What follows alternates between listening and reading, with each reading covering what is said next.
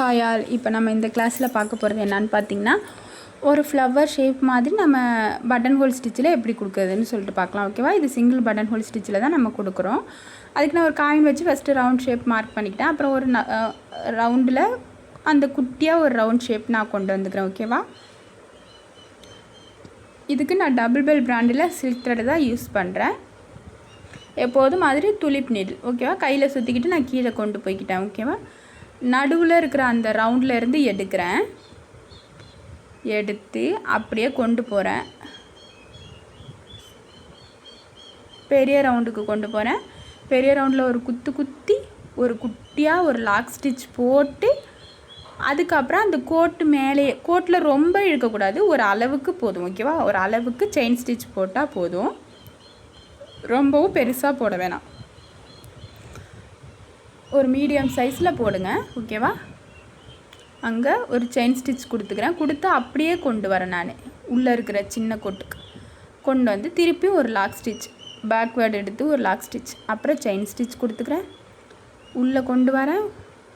அப்படியே back side கொண்டு போய் அங்கே ஒரு செயின் ஸ்டிச், திருப்பியும் ஒரு செயின் ஸ்டிச் கொடுத்துக்கிறேன். அப்படியே உள்ளே கொண்டு வரேன். ஒரு நூல் வந்துச்சுன்னா விட்டுட்டு எடுங்க. நூல் சிக்குனதுன்னா என்ன பண்ணுறதுன்னு கேட்குறீங்க.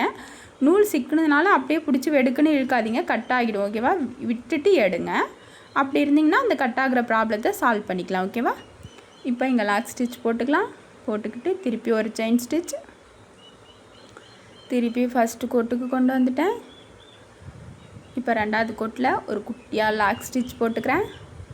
இப்போ அந்த கோட்டு மேலேயே ஒரு செயின் ஸ்டிச்சு, இப்போ குட்டியான அந்த ரவுண்டு கொண்டு போகிறேன். அங்கேருந்து பேக்வேர்டு எடுத்து ஒரு லாக் மாதிரி ஃபார்ம் ஆகுதா, அதை ஃபிக்ஸ் பண்ணுறதுக்காக ஒரு குட்டி லாக் ஸ்டிச், அப்புறம் ஒரு செயின் ஸ்டிச் மேலே கொண்டு போங்க. கொஞ்சம் பார்க்குறதுக்கு மேலே இழுத்துட்டு வரா மாதிரி இருக்கா, அப்போ பேக்வேர்டு எடுக்கும்போது நம்மளுக்கு சரியாகிடும். ஓகேவா?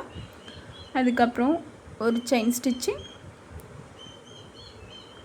அதுக்கப்புறம் கொண்டு வந்து பின்னாடி போகணும். ஓகேவா?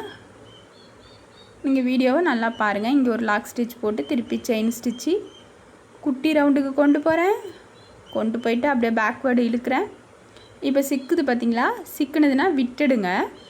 விட்டுட்டு மறுபடியும் எடுங்க. ஓகேவா?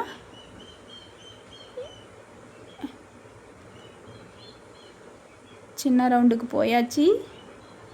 ஃபஸ்ட் ரவுண்டுலேருந்து செகண்ட் ரவுண்டுக்கு கொண்டு வந்து இப்போ ஒரு லாக் ஸ்டிச் போட்டு அகெயின் ஒரு குட்டியாக ஒரு செயின் ஸ்டிச். ஓகேவா? திருப்பியும் ஃபஸ்ட்டு கோட்டுக்கு கொண்டு போயாச்சு. கொண்டு போயிட்டு பேக்வேர்டு எடுத்து ஒரு குட்டியாக லாக் ஸ்டிச்சு, ஒரு செயின் ஸ்டிச்சு,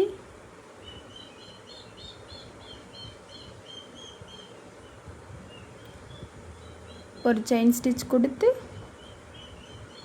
இதை நான் ஃபுல்லாகவே கம்ப்ளீட் பண்ணிக்கிறேன். ஓகேவா? அப்புறம் இந்த கிளாஸ் எப்படி இருந்துச்சுன்னு சொல்லிட்டு மறக்காமல் கமெண்ட் பண்ணுங்கள். புதுசாக நம்ம சேனலில் பார்க்குறவங்க சப்ஸ்கிரைப் பண்ணிக்கோங்க. இந்த வீடியோவுக்கு ஒரு லைக் பண்ணுங்கள். சிக்குனதுன்னா கண்டிப்பாக விட்டுட்டு ஒரு இதை பிரிச்சுடுங்க. பிரிச்சுட்டு மறுபடியும் போடுங்க. அதனால் ஒன்றுமே கிடையாது. ஓகேவா? சிக்குதுன்றதுக்காக அப்படியே பிடிச்சி எடுத்திங்கன்னா கண்டிப்பாக கட் ஆகும். ஓகேவா? கட் ஆகாமல் அந்த ப்ராப்ளத்தை நம்ம சால்வ் பண்ணுறதுக்கு அதை விட்டுட்டு மறுபடியும் எக்ஸ்ட்ரா அதுக்கு அடுத்த லூப்லேருந்து எடுத்து நம்ம போட்டால் கரெக்டாக இருக்கும். ஓகேவா மேம்?